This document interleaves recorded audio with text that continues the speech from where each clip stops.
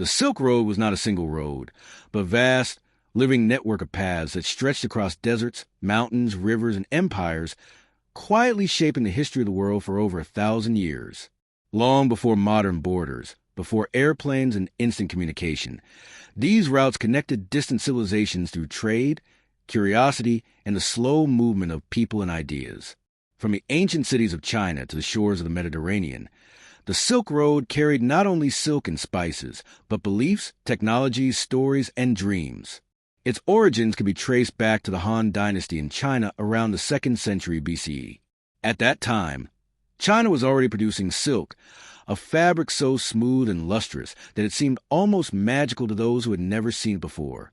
Silk quickly became one of the most valuable commodities in the ancient world, desired by nobles, emperors, and merchants thousands of miles away. To protect its monopoly, China closely guarded the secret of silk production, but the fabric itself traveled far beyond its borders. Caravans of camels began their long journeys from cities, such as Chang'an, moving westward through arid landscapes and dangerous terrain. The Taklamakan Desert, often called the Sea of Death, posed one of the greatest challenges. Travelers followed narrow routes along its edges, stopping at oasis towns that became thriving centers of trade and culture. These towns, including Kashgar, Khotan, and Turpan, were lifelines in a hostile environment, offering water, shelter, and exchange. As merchants moved west, the Silk Road branched into multiple routes, adapting to geography and political conditions. Some paths passed through Central Asia, crossing the towering Pamir and Tian Shan mountains, while others followed southern routes through Persia and Mesopotamia. Each region added its own goods to the flow of trade.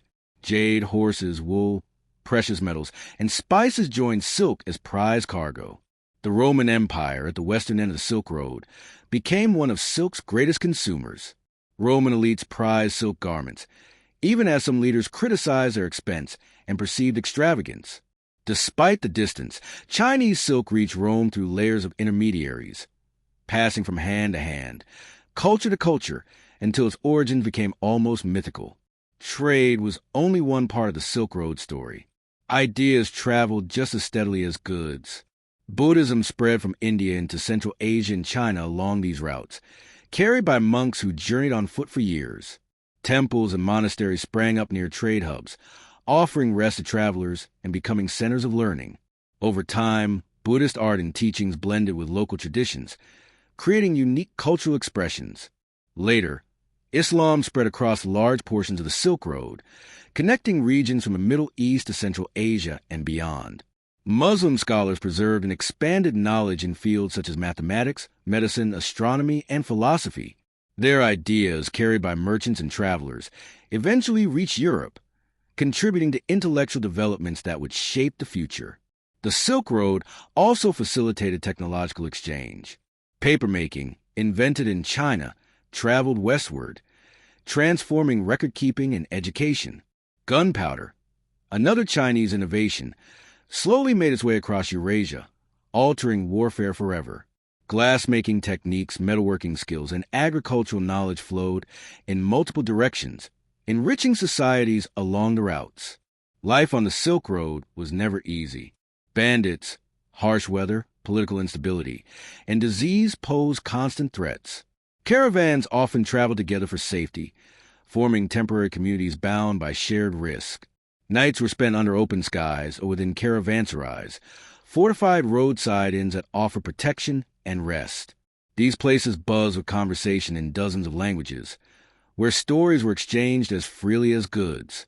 Empires rose and fell along the Silk Road, each influencing its safety and prosperity. The Han and Tang dynasties in China provided periods of stability that encouraged trade. In Central Asia, powerful nomadic groups controlled key territories, sometimes protecting caravans, other times demanding tribute. Persia served as a vital bridge between East and West, its cities flourishing as commercial and cultural hubs. One of the most famous periods of Silk Road connectivity came during the Mongol Empire in the 13th and 14th centuries. Under Mongol rule, much of Eurasia was unified under a single political system. This created an era of relative safety for travelers, often referred to as the Pax Mongolica. Merchants, diplomats, and explorers could journey across vast distances with greater ease than ever before. It was during this time that figures like Marco Polo traveled from Europe to China. His accounts, though sometimes exaggerated, introduced Europeans to the wonders of the East and sparked imaginations for generations. Chinese inventions, wealth, and customs seemed almost unbelievable to readers who had never ventured beyond their own regions. Yet the Silk Road also carried darker passengers. Diseases traveled alongside trade, including the bubonic plague. In the 14th century, the Black Death spread along trade routes, devastating populations across Asia, the Middle East, and Europe. This tragic chapter revealed how deeply interconnected the world had become. Over time, the importance of the Silk Road declined.